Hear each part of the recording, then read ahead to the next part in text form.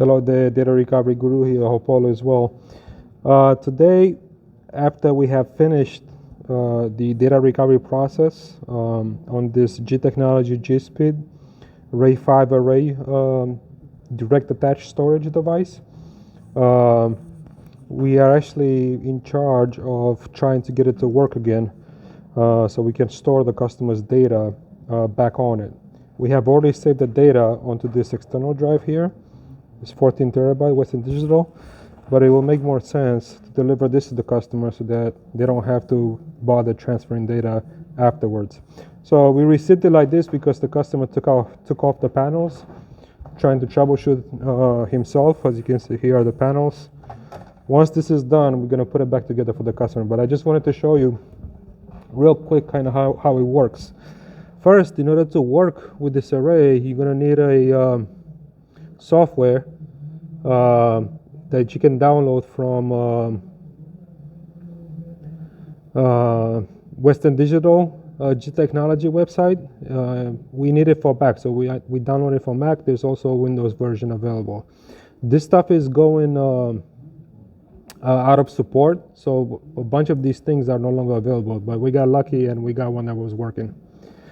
So we installed the software, and this is what it looks like in terms of the interface. It's called G-SPEED Software Configurator, and it recognized the machine. Now, what's important to know is if any of the hard drives are damaged or they have any kind of issues, then over here you're going to see a red LED instead of a blue LED. Okay, so if that's the case, then you're also going to see a red LED here indicating that the whole array is bad. So depending on what's happening with the drives, you're going to see a red LED here, and then if the array is no longer working because of the way that it is configured, then you're going to see here a red LED. Okay, so now our job for this particular machine, drive 0, which was in this slot here, was damaged. Okay, so we removed it, we tested it, it's not working indeed, and we found in stock another hard drive that is compatible with this one, and we replaced it, and now as you can see, it's no longer a red light, it's a blue light. So in here in the configurator, unlike other models, this doesn't have like some kind of jumper settings or any kind of way where you can actually set up the RAID array by pressing a button here on the back. This is done through software. So we're going to use the software here. So basically, if you go to dashboard, you're going to have a variety of options here. For us, first we're going to click on physical drive and see that everything is working correctly. If there's any issues with the drive, you're going to see, you're going to see some kind of notification here that something's not correct.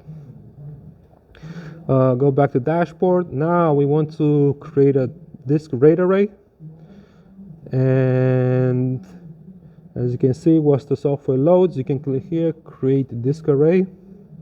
The software is kind of cool actually. You got to give it a name here. Let's call it G-SPEED RAID. Oops, sorry, RAID5, because it's going to be a RAID5 array. Media type, hard disk drive, yes. Here it says to select the drives to create the RAID5 array, it tells us to actually click on each drive that we want to work with. So that's pretty cool to select them. I haven't seen that before. That's kind of neat.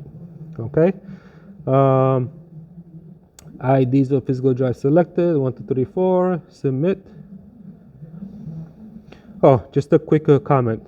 To make the changes, you gotta click on this lock here on the bottom corner so that we can unlock the software and be able to make modifications. And once we are done, we'll lock it, and then the changes are permanent. Okay, so it created the disk array. Click finish here. By the way, this is live. I haven't done anything with this before, so I may make mistakes. So if that's the case, then be patient with me. Okay, that looks good. Let's see if it shows up in Disk Utility. Does it show up? Oh, here it is. Well, actually, no, that's just the software. Never mind. You know what? Let's remove this. Eject. We don't need that. So now, okay. Now what we need to do is we need to create a logical drive in order for the disk array to be formatted, right? So that it allows for us to save files. Okay. So create logical drive. We're going to select the G-SPEED RAID5. Okay. Next. Alias. They want another name again. I don't know. Just say G-SPEED.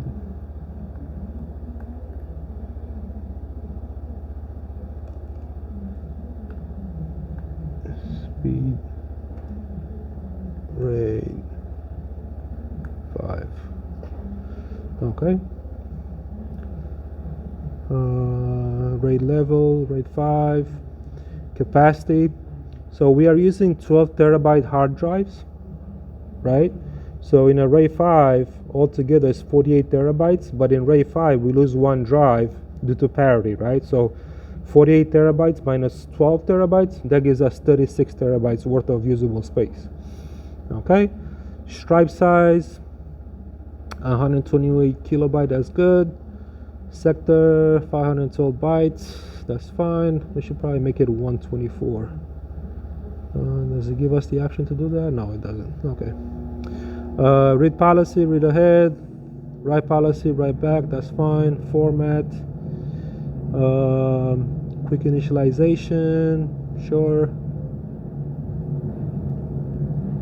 Okay, then we click the button here, add, and this is going to create the new logical array. Click submit, I guess.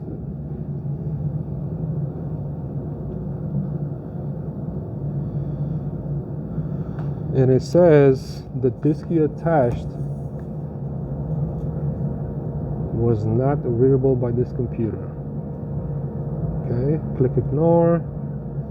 It actually mounted, so I don't know why it did that, because it says time machine recognizes. Okay, so you see how it mounted here.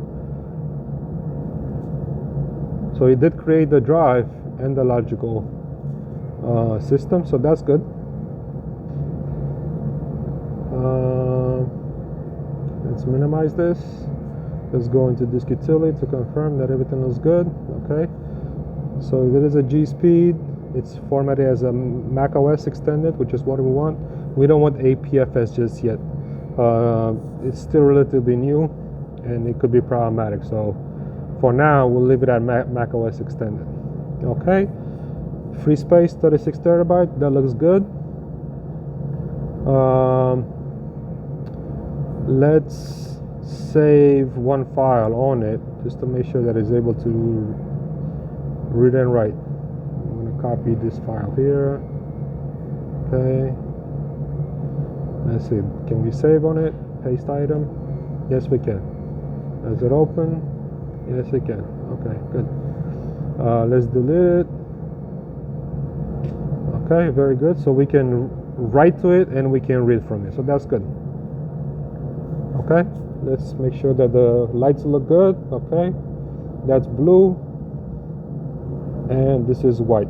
Okay, so no more red anywhere. Everything looks good. The array is in good working condition. If you want to kind of like keep an eye on the drives, what you could do is you can go to the physical drives here and you have the drives listed, and what you could do is you can do view, and in here it provides the information about the drive. See, it tells us about the model, capacity, advanced information. It supports smart, which is good. You can actually look at the smart log to see if the drive has any errors. Smart health status, okay, so the drive is healthy, so that's good. Statistics tells us about read data transferring statistics. None read write errors, that's good, it's 0.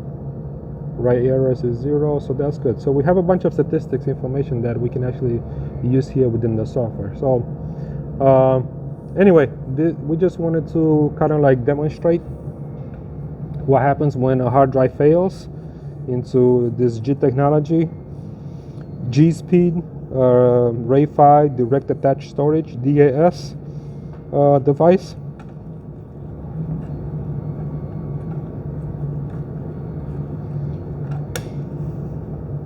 And that's it. If you have any questions, or if you need help with data recovery service, which is what we did for this customer first time, so we recovered the data from here, and now we just got the machine into working condition again, so we can store the customer's data back on it and deliver it to the customer. If you need help with stuff like this, visit datarecoveryguru.com. On the homepage there, you're going to see a blue button called Let's Start with a Free Diagnosis, so we can test your device and see what's wrong with it. If you have questions, you can text, call, WhatsApp, or signal us at this number. All right? Thanks so much. All the best.